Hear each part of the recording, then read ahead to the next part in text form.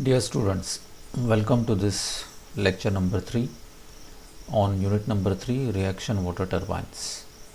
In this lecture number 3 we will cover the working proportions. It means the design parameters of a Francis turbine runner. Okay. Working proportions means the design aspects of the design parameters of a Francis turbine.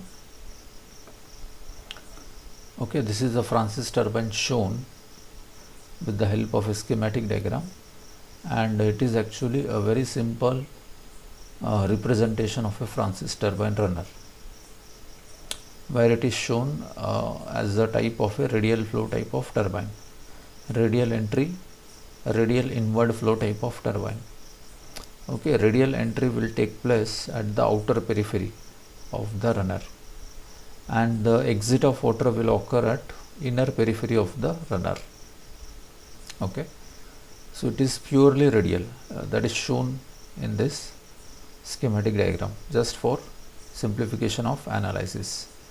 Let D1 be the diameter of the runner at the outer periphery, and B1 be the width of the runner blades at the outer periphery, that is B1.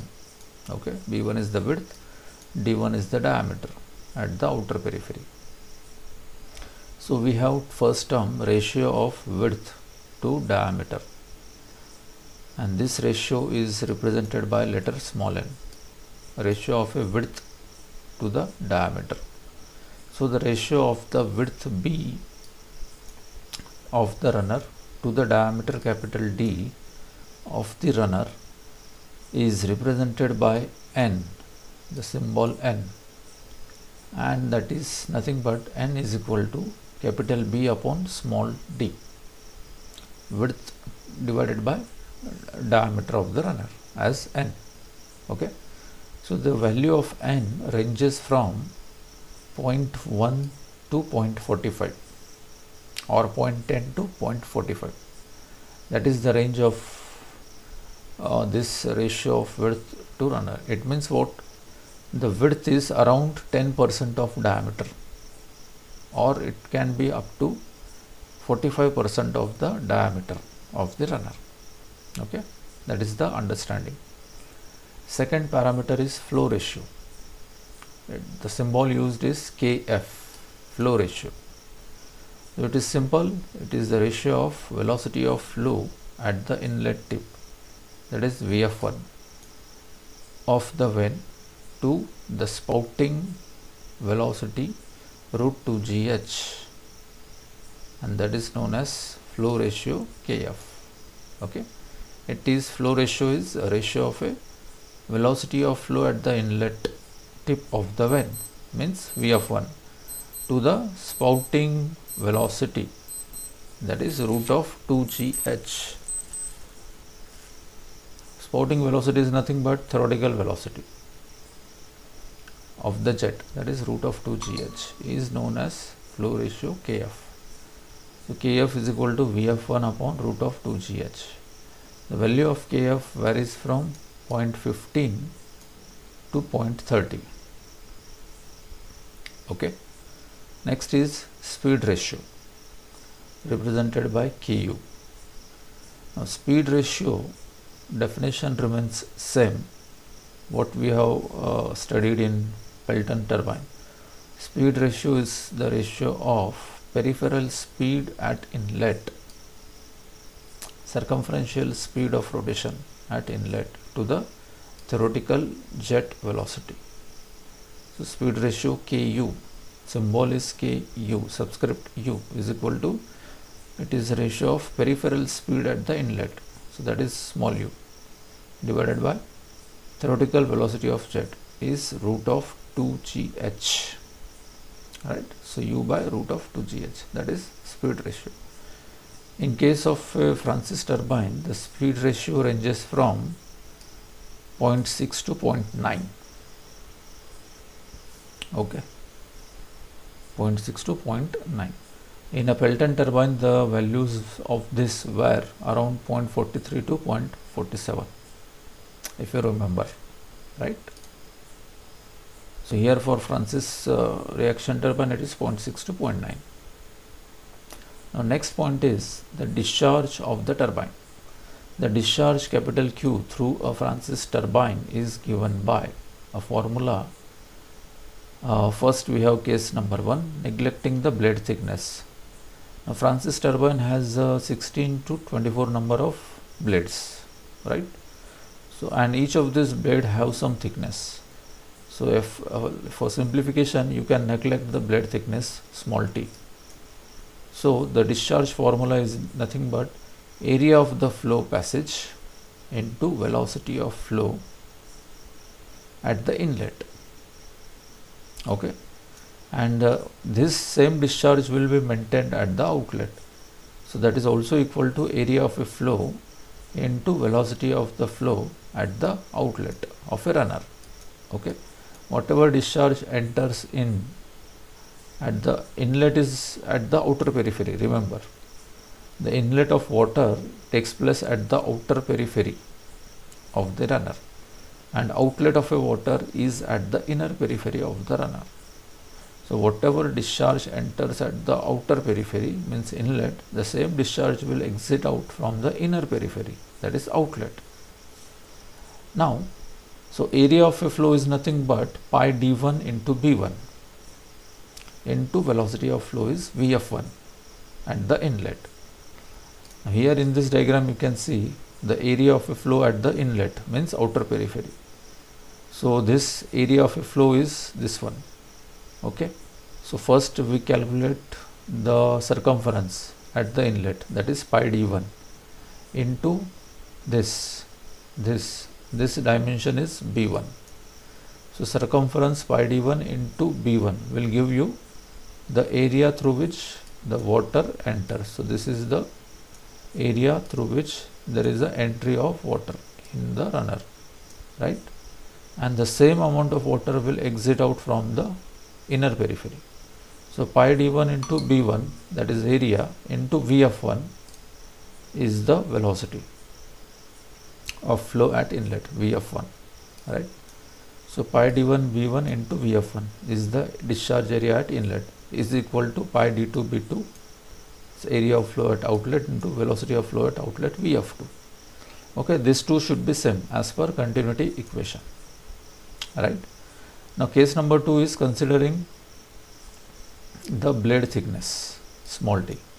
In first case we have neglected the blade thickness, but if there are n number of vanes or blades on the runner, like 16 or 24 something, and if T1 and T2 are the thickness of the vanes at inlet and outlet respectively, okay, it means what? The vanes have varying thickness.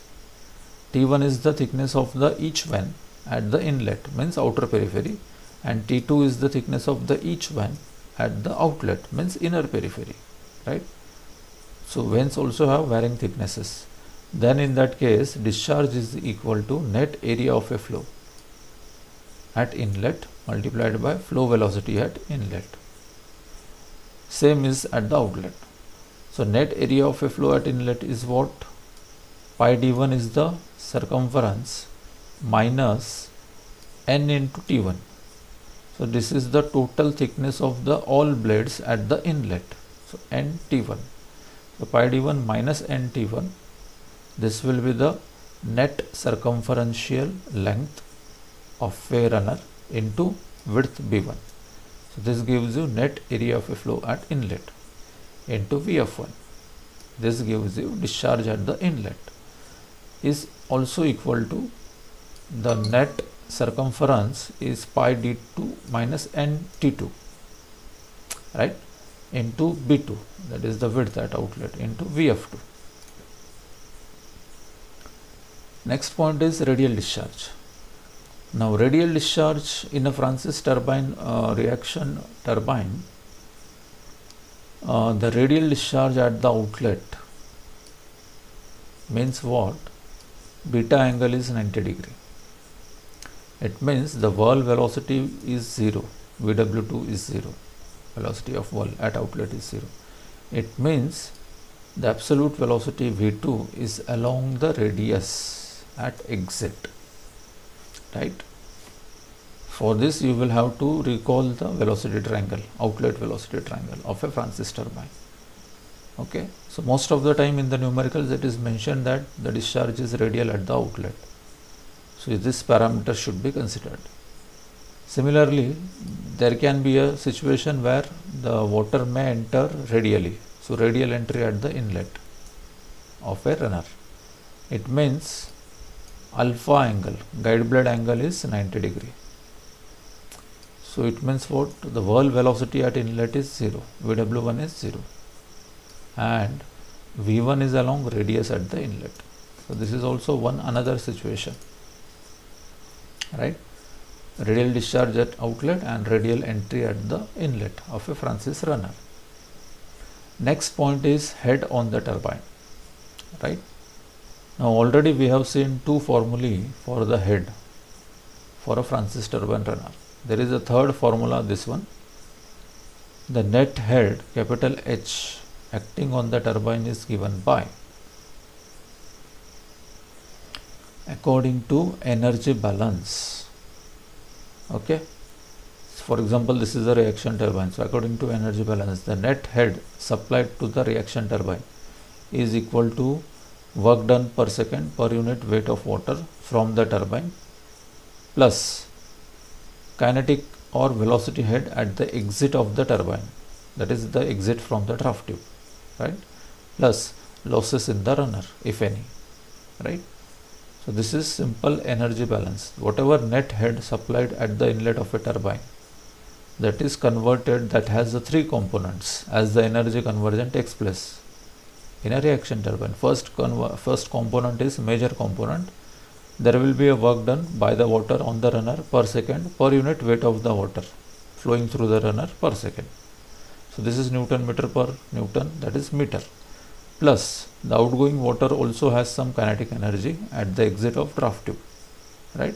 So V2 square by 2G, plus there may be some losses in the turbine expressed in terms of meter of a flowing fluid. Okay. So this is minus velocity head at the exit can be taken on left hand side. So you have this where losses are neglected in the runner, right.